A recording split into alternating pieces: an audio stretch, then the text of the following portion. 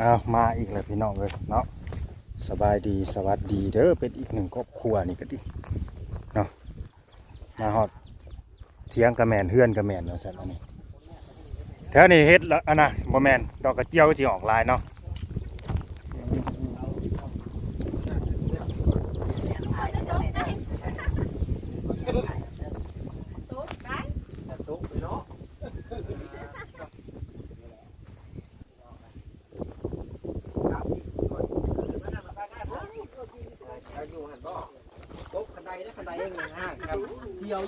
สบายดีสบายดีโอ้ตัวขออนุญาตขึ้นหน่อยเด้อนี่โดยเบิ่งลูกขออนุญาตขึ้นอันนี้บ่ผมแพ้โป๊กกระดาษนี่แหละดูมันนอนกันได้ทีเดียวบ่มี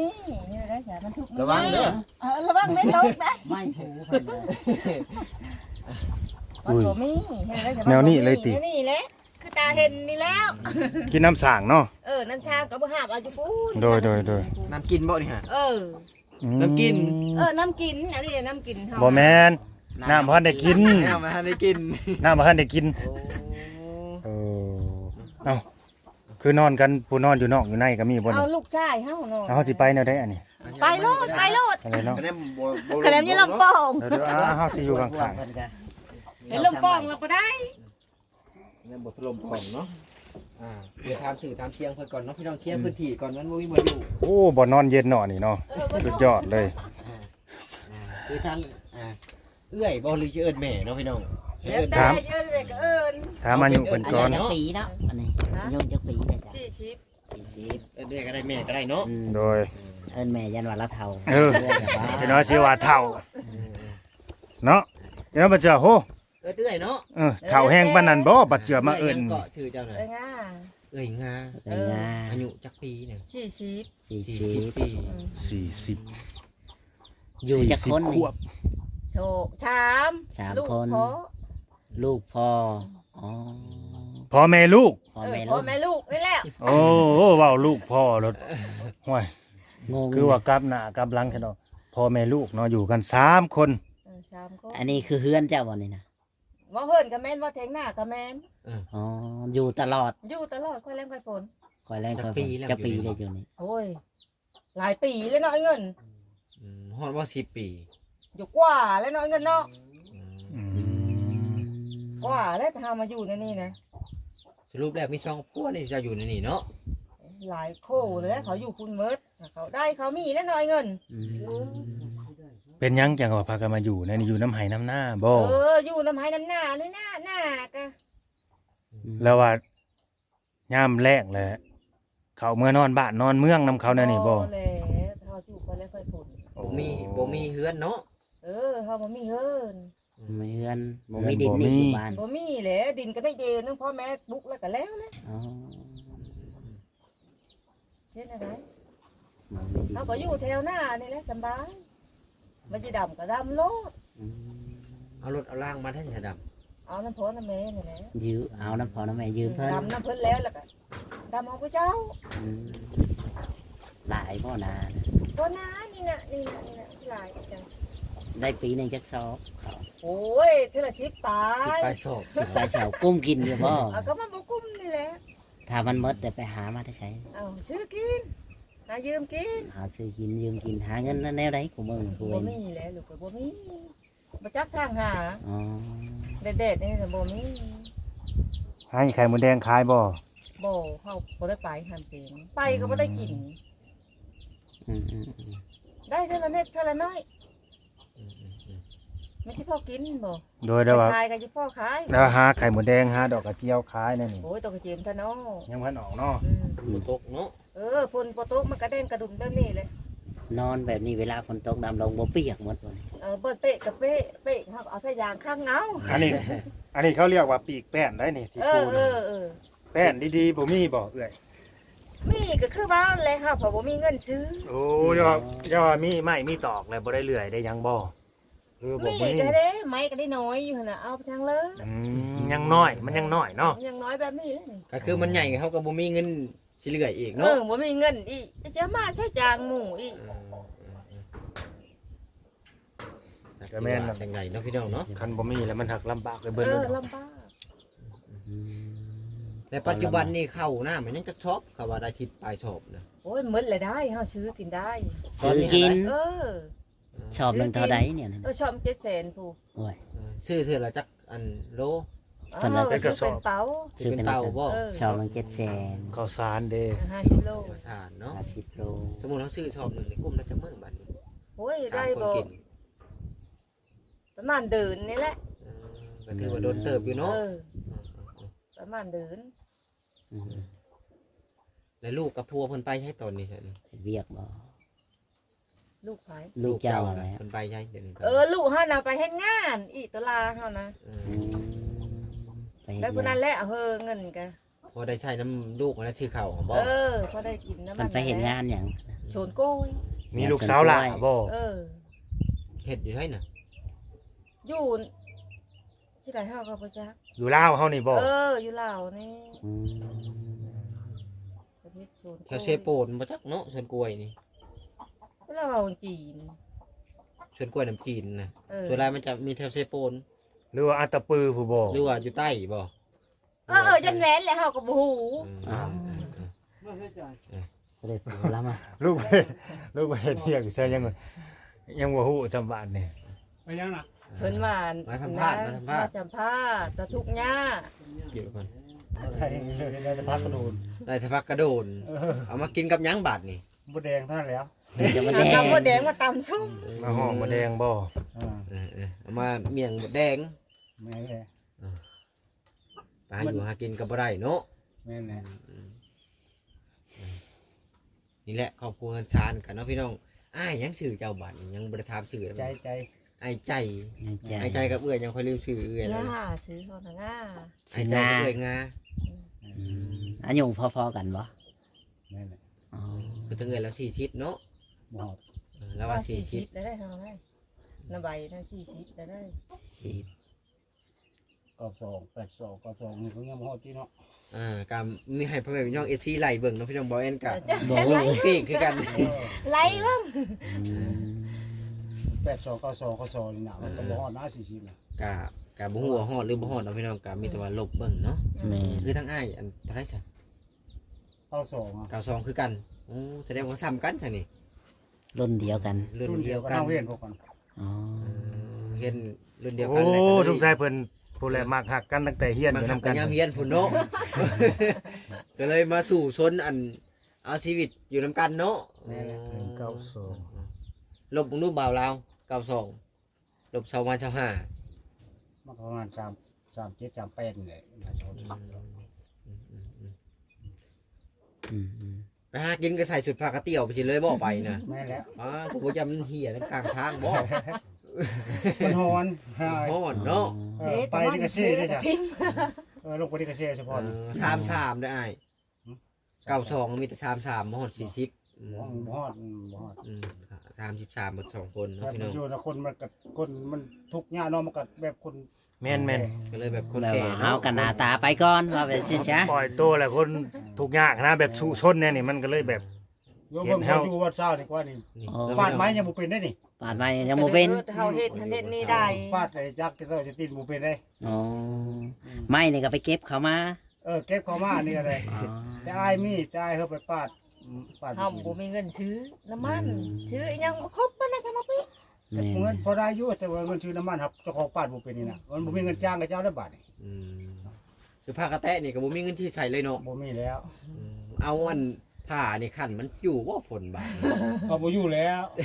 หน้าฝนก็เปียกหมดเนาะ ทางแดด ข้างนั้นแดดเนาะข้างฝนนี่บ่ได้เพิ่นทางล่างก็ อย่างโลมเอา หมุนเวียน ผ้าห่มผ้าปกเสื้อผ้าหน้าแพรนี่ก็บ่มีบ่อ้าย บ่มีแล้ว บ่มีหยังเลย มีคนละจักชุดแหละแต่ละคน มันก็ชุดเก่ามันก็มีคนละ2-3ชุดนี่แหละ อ๋อ กันเสื้อผ้าใหม่ๆมันก็บ่ค่อยมีเนาะ แม่ บ่มีเล นี่ ย แหละนะพี่น้องเนาะนี่แหละแบบนี้แหละแบบประเฮ็ดนี่แหละนะพี่น้องนี่ มี บอ ส ล อง ขึ้นมากันนี่แหละนี่บอลเอ็นดูว่า ตก มันอยู่ ใจ บนสอดป่องปุ๊บแล้วก็เอ็นกิน ระ เบิ่ วัง ง เด้ เด้ อ อทางหลังนะเด้อ ขึ้นมาก็เคลียร์พื้นที่ได้พี่น้องบอลมัน ถ้วยบวงมีคนละจักใบได้อเอ้ยอยู่ในเฮือนเจ้านี่นะ เด้หมดเท่านั้นแหล้วน่ะก็ ตาชิบหายไปเออ สิเอาไป มันบ่แม่นเฮิรนในเถียงนะไอ้มันบ่แม่นเถียงหน้านี่เฮิรนอันนี้นะ เฮือนเรา บ่แม่นเที่ยงหน้าบ่นี่น่ะ เฮิรนแล้วใช่ไหม เพื่อนแท้ เออ ๆอยู่จักปีแล้วบัดนี้อ้าย โยมมาอยู่ที่4 ปีเลย 4 ปีแล้ว แม่นมาอยู่ โตแต่พอตะเม แต่อันออกสั่งครอบครัวผลบ่อืม 4 ปี คืออยู่บ้านพ่อแม่บ่ได้ปั่นเลยบ่ซะ ก็มันบ่ถือบ่คอยถือกับพ่อแม่เฮ็ดได้ก็มันบ่ถือแต่ยามไปเฮ็ดหน้าไปเฮ็ดซอยเพิ่นอยู่ อืม น่ะก็ยังบ่ถือใจเพิ่นก็ย่า หรือเป็นเฮาถูกนี่บ่ ปล่อยมันไปตามใจเพิ่นซะ อืม แต่รถล่างก็มีกับพ่อแม่มีก็ซ้ำกับเฮามีเนาะ แม่นและ กับเพิ่น คันรถของเพิ่นเนาะ เพิ่นก็บ่ให้ใช้แล้วก็บ่ใช้ของเพิ่นนะก็คือแต่เพิ่นค่าบ่มีผัวก็บ่มีเฮาแล้วจำนั้นละพอ อืม คือว่านั่นน่ะนะ เฮาเขาถ้าว่าเฮาไปมันยังกาแฟมันยังกาแฟเฮาก็บ่ยังยินนะ อืมเวลามันเพลแล้วเพิ่นมาติที่เฮาบ่ เฮาไปเว้เพิ่นก็ว่าเฮาไปลินได้ย่า โอ้ คือตัวใหญ่เลย เฮาบ่มีเฮาก็อยู่สำเฮาบ่มี แม่น เนาะ ถ้าว่าจะหายเพิ่นก็ถ้าบ่มีผัวบ่มีเฮานะ อืม ถ้าบ่มีพ่อเฮาบ่ได้เกิดมาได้เนาะ แหละต้องคิดนั่นล่ะพ่อ คันสิไปเครียดไปหายเพิ่นก็บ่ได้เนาะ มื้อได้หายแห้งก็ให้ได้ของกินก็บ่ให้มื้อได้อารมณ์ดีแล้วได้บ้างอะไรหยังก็ให้ คือมีของกินก็เอาไปฝากพ่ออยู่เนาะ แบ่งเพิ่นอยู่เนาะคันได้หลายพอได้เหลืออยู่ แค่ได้น้อยก็บ่ได้แม่ เพิ่น แหละ บอกว่าน้อยช่วงลำหน้าก็ที่กับปลาช่องโตเพิ่นตัวละแคนบ่ อืม น้อยเพิ่น อืม คันได้น้อยก็บ่ได้ฮอดเพิ่นเนาะก็ครอบครัวเฮาก่อนเนาะ จ้ะ ช่วงลายบ่ให้บ่ให้เลยแล้วกินได้ มันเอาบ่ มัน ไป แขนเนาะมันแม่มันอิ่มนะบ่เป็นใจ อิ่มมันเครียดในใจบ่ก็จังได๋กับพ่อแม่เฮาคือเก่าหั่นแหละ นั่นแหละ อืมเพิ่นเว้ากับช่างเพิ่นเนาะ ให้หน้าเพิ่นก็แบ่งให้เลย ได้ผู้จักให้น่ะ ให้หน้านี่ก็บ่ฮอดพุ่นละเช้าจำได้ 10กว่า10กว่าให้เนาะ ก็ให้ แต่ปีหนึงนี่ก็ได้หลายอยู่พวกเขา บ่ได้ได้ว่าแต่น้ำท่วมเลยนะนี่นะ มีแต่น้ำท่วม ดำแล้วก็น้ำท่วมด้วยดิ เผื่อน้ำ16ตายหมด ตายหมดเลย เอาเลย น้ำขึ้นมาท่วมแถวนี้น่ะ โอ้ยน้ำเซ่นี่ ว่าแต่น้ำ เต็มมาเลยได้ ขึ้นมาเลยขึ้นมาลังเพลงนั่นลิฟเลยนะลังเพลงลิฟเลย ป้า ผู้ใดเนาะพี่น้องเนาะ ลั ปลูกเจียงลังน่ะ จังมือ ท่วมมิดเบิด จังมือมันขึ้นเท่านึง3 มื้อ3คืนโลด ก็นี่6 วัน เราเทื่อก็6วัน7วันเนาะ มันไหลมันมาแต่พูดมันไหลลงพุ่นเลยไหลลงพุ่น เห็นเลยจมแล้วที พี่แล้วฮอดรถพี่ฮอดรถ ใครแต่เจ้าอยู่นู่นนี่ เออ คำว่าอยู่นู่นนี่ตาย ปีที่แล้วไปปลูกยูฮันคนนี้ขนาดการที่ชง อ๋อ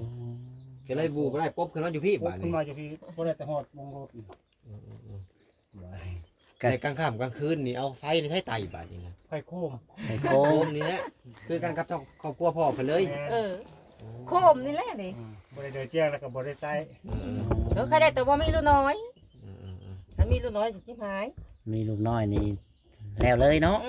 สมมุติว่าผู้ใหญ่เพิ่นอยากซื้อโซลาร์เซลล์ให้นี่เขาสิเอาบ่ โอ้เอานั่นแหละก็เพิ่นซื้อเนาะก็บ่เลิกได้เอาได้ ซื้อให้ก็เอาแล้ว เอาข้าวลงก่อนก็ได้ไอ้เอาข้าว มันทุกอย่างให้ได้ น้ำใส่น้ำซื้อดิซะ น้ำใช่ ไก่ได้ปลูกเอาอยู่ซี่พุ่น ถ้าเอาอยู่เช่ ไปหา น้ ที่เพิ่นมาบ่ ำน้ำกินนี่ก็มาหาเอาอยู่บ้าน น้ำ หน้า กิน กระถินอยู่บ้านพูน ว้าว เอาเท่าละห้า น้ำใส่เลยไปเอาอยู่ซิ กุ้มอยู่บ่จักมื้อเลยก็เอาหาบเท่าทีหนึง อู้ มื้อละ2-5 มึงเลยชองมันบ่มีบ้านเชื่อได้ขนาด น้ำกินเพิ่นเนาะพี่น้องเนาะ บ่มีบ่ใช่ น้อย เนาะ อยู่ บ่ได้มีบ่อนใส่เนาะ ถังก็บ่มีผ้าห่ม โอ้ ผ้าย โป่ โป๊ะ งก็บ่ได้มีนะพี่น้อง มีบ่ มีทัน โม ที เหแต่กระโปงก็บ่มี บ่มีหยังเลย ไฟไม่ป้ามันนี่มันไหม้ได้ก็ใช่ไหมไฟไม่ทิ้ง เออ ไปลานไปขอมีให้ร้าน มาเทหลานอยู่บ้านนาไหลผู้ มาสิไฟน่ะมัน เอาบ่แพ้ติ มันลามมาในนี่เนาะ โอ้ยมันมาตะพูตะโกกตะชัน เกือบภายในเถียงเนาะ โอ้ใช่ไฟ โอ้ ไม่ทิ้ง ยหาเอาน้ำบ่ท่าน ขันไม้ภายในเถียงนี่จักสิอยู่ใช้ ผมไหม หันท้ายใหม่เที่ยงนี่ก็จะไปอยู่ไทยเนาะเพื่อนก็บ่มีดินบ้านก็บ่มีบาทนี่ ไปสั่ง สิไปอยู่ในห่มข้อนี่ก็บ่ไหวคือกันแล้วเนาะ ยามฝ ฝ น นตกฟ้าลงมาสิไปอยู่ไสบาดนี่หรือว่าไปอยู่เที่ยงเพิ่นให้อยู่บ่เที่ยงหลักน่ะ ใส่บ้านตัวนั้นนะใส่บ้านอะไร เพิ่นก็บ่ให้อยู่กันแล้วเที่ยงเพิ่นเนาะ เพิ่นก็บอกให้อยู่แล้วอยู่กับป้าเพิ่นมานะให้มาด่าก็ตีใจเพิ่นเนาะ เอาก็ปุกตุกอยู่ จักสิบาทจังได๋เนาะพี่น้อง งัวควายหยังบ่มีบ่ บ่มี บ่ได้มีเพิ่นเลย บ่มีเสียงเลย รถจักรดิ รถจักรก็บ่มี รถถีบดิ รถทิพย์ก็ รถถีบก็บ่มีบ่มีเพียงอีหลี บ่มีลีได้ บ่มี บ่ชัดๆรถได้เฮาบ่มีลีได้ มีแต่ตัวอ่อนจ้อนอยู่ มีแต่โตมันจอนอยู่ เสื้อผ้าหน้าแพทย์เขาก็เอาให้ นี่ครับไปการไม่งอดได้นี่ โอ้ไปการไม่งอ ไปแบะเอาอยู่บ้านไหล ไปแบะเอาไปซื้อแล้วก็ไปแบะเอาอย่าผูกได้เท่าแล้วก็ปุกง่ายก็ปุกกับน้ำดื่มตัวใหญ่น่ะ ขายแมงงอด ขายไม่งอดชื่อสังกะสี มันจุบแล้วก็ชื่อ สาม ถึง คื กู น เจอละ สามคืนซ้อนนี่ว่า 800,000ก็ชื่อ รับในเด้ อืม กระปูไปการดุง โลเท่าไหร่300,000บ่ ไอ้ แม่นเฮ้ยแต่ก็เอาโชว์ 500,000 500,000บ่ 500,000 ขายไม่งอดชื่อสังกะสีเนาะพี่น้อง ขายแมงงอดซื้อสังกะสี ชื่อ เด็ ปู ชองปุ๊กอันนั้นเพิ่นสิได้โลนึง โอ้ แบะเอาแบะไปซื้อแล้วก็ขายพูดแล้วก็ซื้อแล้วก็แบะมา แบ่งมาอีก แม่ไม่กระผู บ่ได้ใช้รถมาอีก บ่ว่า แบกมา แม่มาบ่ยืมไปรถกัน ร้านวี ขอมาไกลๆนี่เด้จ้ะบ้านไหลดุงนะถ้าแบะเอามาโสผู้เมย์ไปตาเซา ได้ฟังเลยกับป้าโตจนอึ้งบ่แอน อึ้งเลยพี่น้องสู้ชีวิต บ่แอนนี่บ่ได้ได้กันเห็น นับถือ ถือน้ำใจสู่ชนขนาดเนาะ ไปเจ็บเป็นไข้บ่ได้คอยเอารถได้ยางได้ มีแต่ย่างกับ มีแต่อย่างไปหาหมอแล้วเอาเงินได้ใช้ไปหาบาทนี่ มันก็ใกล้นี่แหละ ขายใกล้ ขายไก่ จำเป็นนี่เนาะ สู้ มัน ชี จำ วิต เป็น บ่ เนาะ ทิ้งบ่ปลา เท่า กัน ละเซนเท่าละใดกับไป มันก็จำเป็นใกล้โตตัวแพงๆตัว3เซนก็จะเป็นและจะยิบเป็นไอ้ดุนมันแล้วก็เอาไปให้หมู่จะได้ก็จับไปขับเอาแล้วได้ แดงยังได้กับ จำ จำเป็นเนาะ เอาชีวิตไปก่อน จำเป็นย้อนเฮาบ่มีเนาะ ตัวนั้นเขาบักแว่นไว้เลยเด้ถ้าว่าจับไปขับเอาแล้วดิตัวมันหมาน เขาจะได้ได้ อาจจะได้ เปิดไปแห้งอยากได้อยู่แล้วพอจะได้กันเนาะ แมนคนในบ้านนี่เราจะได้กับทีใกล้กันนี่ละ นี่เลยพี่น้องเอ้ยชีวิตของคนเฮาเนาะ แมน บ่ได้อยู่จุดนี้โฟฟีไฟฮู้จักดอกพี่น้องเอ้ยเนาะความลำบาก ลำหน้าก็ไปเอารถ ถือ นา ว่าสุดๆ เอารถนาอยู่บ้าน ยืมเพิ่นเติม ไป น้ำมัน ไปดำน้ำเพิ่นแล้ว ไปช่วยเพิ่นแล้วแล้วยังมาไทยของตัวเอง แห้งสู้ จะมาดำของพระเจ้า จังว่านะแต่เขาเอาโทรรถมาให้เลยกับเจ้าของแห้งสู้ คือกับเราเนี่ยเราก็ไปช่วยเขา ทางพ่อ แต่เมื่อไทย อันนี้ก็พ่อเพิ่นได้แนะนำมาอันนี้ว่ามีครอบครัวหนึ่งแห้งถูกกว่าแล้วเรา โดนเราผันมีโง่ไร เอาบ่ว้าวกับไป อืม ก็นั้นสิไปสู้ สู่ไปเนาะมีหยังก็กินบ่มีก็อด เคยอดอยู่บ่อ้าย อด จักมื้ออด เขา ข้าว กระจองมือไปได้ พาลูกพาเมียอดอยู่ได้ เขาบอกว่ามีน้อยกับป้าไม่กินเจ้าของไป เจ้าของไปหากินทั้งหน้าได้ยังก็กินไป ไปแบบไปจนเท้ามันนั้นอยู่มันก็นั้นเราขึ้นดงขึ้นไปพุ่นแหละมันเที่ยวครบหมู่ครบพวกไปกินเรื่องน้อยๆกับปล่อยให้ลูกกับแม่กินไปก่อน อืมเคยท้ออยู่บ่ เอ็ดบ้านมันคือกัน บ่ชีวิตท้ออยู่บ่คิดน้อยใจตัวเองบ่ โอ้น้ คิด อย น้อยใจตัวเองอยู่บ่ว่าเป็นยังเฮาก็พาลูก น้อย พาเมีย แล้ว มาถูก น้อย ที แล้ว นะ น้อยหาบอกแม่เราให้ชู้ อืม ถ้าว่าแม่บ่ชู้นำอยู่บ่ได้ก็แล้วแต่ให้เลือกเอาว่านั้น คันชู คัน น้ำกัน เมียที่ว่าย้อนไอ้ทุกนี่ก็คันว่าอยู่บ่ได้นี่คืออ้ายว่าให้ทางเลือกเพิ่นอยากเลิกก็เลิก แนวมันว่านั้นนะ แต่ทางเมียก็ว่าสู้ไว้นํกัน อยู่บ่นำกัน จับมือกันสิเดินเนาะ ถูกทำได้ก็เฮาต้องสู้ซนเนาะเฮาสิถอยให้บ่ได้เด้เนาะ นั่นแหละ คันว่าเฮามักหักกันจังได๋ก็ บ่ทิ่มบ่ปลากันนะนี่นะ ป้าเนาะ ว่าแม่น เป็นคู่สร้างคู่สาป้าเจ้า สร้างผสม นี่แหละเพิ่นว่าทุกข์บ่จากลำบากก็บ่หนี หน้าก็บ่หลายเนาะไอ้ สู้ซนไปนำกัน ศาสตร์สิปูนอนเรายังบ่มีพี่น้องเอ้ย บ่มีลีได้เบิ่งกันนี่แล้วนี่เครื่องเอง ศาสตร์สิปู เนาะ เครื่องเฮือนเพิ่น คือว่ามี เครื่องเงินกับโอ่งน้ำกันนี่ เฮาอ แห ยู่ ละ ในป่าเฮาก็ป้องกันตัวเองได้ไหม หมอนก็จนแปรเบิดเลย มีแนวป้องกันตนป้องกันตัวเนาะ ว่าเขาล้วนมันหลายเขาว่าเอาบีดิ แล้วบ่ได้ยินข่าวบ่จะระเบี ได้ยินแล้วย่านคือกันบ่ ย่านนี่แหละ โยกเฮากับไปทั้งไหนเฮากับญาติว่าระวังตัวไปตัวมันเด้อผู้เบามาไปหากูมากินก็โย สมมุติว่าป้าให้เมียอยู่ ญาติเฮา แม่นแล้ว เฮาก็บ่จักเนาะ จักสิมากลางคืนจักสิมากลางเว้น มันแม่นอีหลีบ่ แม่นบอกกระบี่กับเจ้า จัก แม่นแล้ว เฮา ค ก็ น บ่ฮู้ ชาติบ้านนั้นบ้านนี้ยมคือรถมานะก็ลกว่ารถตู้ขึ้นไปบ้านนั้น2คันเขาทหารเขาดักก็บ่เห็นลงมาบางทีก็ แล้วนี่เขาเจ้าเว้าเฮาบ่เห็น เมืองนี่มันยามมาหานะเอาอยู่ต้นเพิ่งเขาปีผู้ใหญ่เขาว่า อ้าว มันมีผู้ใหญ่ น้อยแล้วบ่ได้ปีนี้นะเอาผู้ใหญ่ ต้นเพิ่งนี่บ่ใช่แต่ว่าต้นเพิ่งตะแค่ ต้นเพิ่งเรียกว่าต้นเพิ่งเนาะ นี่แหละน้องพี่น้องครอบครัวชาติเหมือนกับเบิ้งเดียวบ่าวแอนสิเอาเงินให้เอาบนชื่อบ่ผิดเป็นงัวกว่าเฮาก็มีบ่หลายเนาะพี่น้องเนาะก็ให้เพิ่นทำให้ได้เนาะพี่น้องเนาะให้กว่าแห้งตัวเองก็โอ้บ่มีคือกันเนาะพี่น้องเนาะก็ให้ท พอได้ชื่อหมกพริกแตงนัวนี่แหละง่าย เอา ๆ ไหม อ่ะ ขอมาขอบใจไว้ มาจอยได้ซะ ขอมาขอบใจไร พอได้ชื่อหมกพริกแตงนัวเอ้ยเด้อ เออ นี่แหละเฮือนเพิ่นพี่น้อง เฮากับบ่มีคือกันก็มีแต่ว่าผู้แหละมื้อหน้ามื้อไหน สิมาอัปเดตเนาะ ถ้าว่ามีผู้ใหญ่ช่วยเหลือเข้ามาหั่นนะ อย่าว่า ใจนี่ก็อยากให้ทั้งเอื้อยกับไม้เราได้โซลาร์เซลล์นี่แหละเนาะบ่ได้อยู่แจ้งๆเนาะพี่น้องติดใส่จักดอกหนึงบ่เนาะพี่น้องเนาะอันนี้อยู่มืด ผ้าห่มที่นอนก็ถ้าว่าผู้ใดมีก็แจกมาได้เนาะบริจาคมาได้เพิ่นบ่ได้ โด มี ย นี่แหละ แม้แต่สิมอนสิ เนาะพี่น้อง อันนั้นก็ยังบ่มี ผมก็เบิ่งเอาเนาะพี่น้องเนาะจักงามจักขี้ลายก็เบิ่งนี่แหละเนาะพี่น้องเนาะ เอา เสื้อ มีม ผ้า เช้า แพ้ นี่ นี่แหละนี่ เนาะมันมีม 2,000ก็ได้ติ เนาะพี่น้องเสื้อผ้า บ่ แพ้ 2,000ก็ได้ติ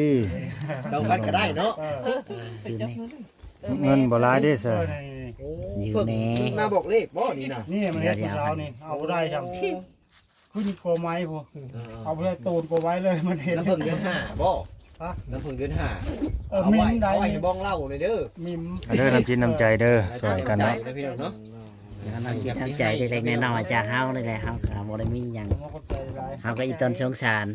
ชีวิต ว่ามี คนมวลมนุษย์เนาะพี่น้องเนาะ สวยๆกันไปสวย ซอยกันไป แบ่งกันกินแบ่งกันใส่ เออ ถ้วย มีหน่อยก็ให้ชมหน่อยเลย แม่น น้ำใจกินเลยมีเบิดเนาะอย่าว่าบ่อ้าย แม่ แม่ คำน้ำกินได้กินได้เบิดได้ เออ คำน้ำใจกินบ่มีเบิดได้ ถ้วยเพิ่นก็ น้อยก็น้ำใจ พี่น้อง ดีกว่าบ่ให้เลยพี่น้องเอ้ยชีวิตคน ข เฮา กกับใบหนึง เดี๋ยวกะให้เบิ่งรอบๆอีกจังหน่อยเฮากะสิพาจบคลิปก่อนเนาะพี่น้องเนาะ เสานี่เสาดีๆกว่านี้ก็บ่มีบ่เจ้าเอาสายอ่อนไผใหม่ไผล้น ไปใหม่เว้ยพี่น้องเนาะ หมูมาซอยได้สามหมูเอาได้ก็เอาแล้วบัดนี้ไปได้ พี่น้อง เอาเนี่ยก็เอา ตัวเองสิว่าจะได้แต่กระคักกันแล้วบัดนี้ ไปได้แล้วพี่น้อง โยๆบังได้ตกได้ไหม บ่สำรวจก่อนสำรวจก่อน จำโลดโลด สำรวจได้นี่โธ่น้องพี่น้องน้ำฝนอยู่จังใดบาทนี่ ยามผลอยู่แทบบ่ได้เลยนะพี่น้อง ตุก เงิน พอเงิน ไอ้ใจ งา เอ้ยงานพี่น้องเนาะก็พอดีวันนี้แหละพ่อเพิ่นแนะนำว่าอยากให้มาเบิ่งครอบครัวหนึง แม่ ให้ถูกกว่าเพิ่นเนาะพี่น้องเนาะ เพิ่นว่าทุกข์เพิ่นก็ยัง เพิ่นว่าถูกกันยังมีอันแบบว่ามีตีนไม่มีอันพอได้อันน่ะแน่นะพี่น้องคือทางอ้ายแล้วนี่ก็บ่มีจักดีนะพี่น้องบ่มี สุดๆเลยแหละพี่น้อง สุด ในหมู่บ้านใช่โมเมนต์หมู่เถียงนะเพื่อนแล้วนะนี่ก็ เพื่อนเรานะพี่น้อง เถียงคือ เพื่อนก็แม่นเที่ยงก็แม่นเพราะว่าอยู่บ้านมันบ่มีดินมีดอน สังกะสีก็สิได้มา สั เนี่ย งกะสี ขายแมงงอ ทุบปีกาย ขายไม่งอดได้พี่น้องเอ้ย ขายแมงงอซื้อสังกะสี ก็จักได้อยู่บ่ผักกะแตะ ดูละฮะเสีย เดี๋ยวยังได้แล้วมันบ่มีเงิน สมมุติว่ามีผู้ใหญ่ใจดีช่วยเหลือเข้ามานี่เฮ็ดได้เด้บาทนี่จะเอามาได้ เสียมาแบบใดเนาะ มาแบบใดที่บ้าน มีอยู่บ่รถรางแถวนี่ เจ้า ฮู้จักเพิ่นอยู่บ่ลืมเพิ่นอยู่บ่ เพิ่นง่ายนั่นแหละ เพิ่นจะหมดว่ามีคนชื่อให้เนาะ อยู่แถวนี่เปล่าอยู่แถวน้องโรงเรียนนี่นะ บางทีเฮามีงบประมาณชื่อมาแอมให้ดีๆซะอันนี้เซียวแห้งอีหลีได้ ขนาดแป้นปู แม่ เลย น นะ ปูนี่ข่อยสมมุติมีงบประมาณข่อยให้ เขาอยากให้เราเห็ดใหม่อะนะพี่น้องเนาะให้พอได้แบบว่าให้ได้อยู่ได้เช่าพี่น้อง เป็นปูให้นี่ เบิ่งก็ เวลาข่อยมาสัมภาษณ์ข่อยเซียวข่อยยันตัวตารางนี่แหละ เอาเห็นนี่เขาก็ยัง แต่เฮาก็ยังตก เคยตกบ่เจ้าก็ได้ ตกได้ โอ้ แซมก็นั่นยังตรงเนาะแซมไปก็ได้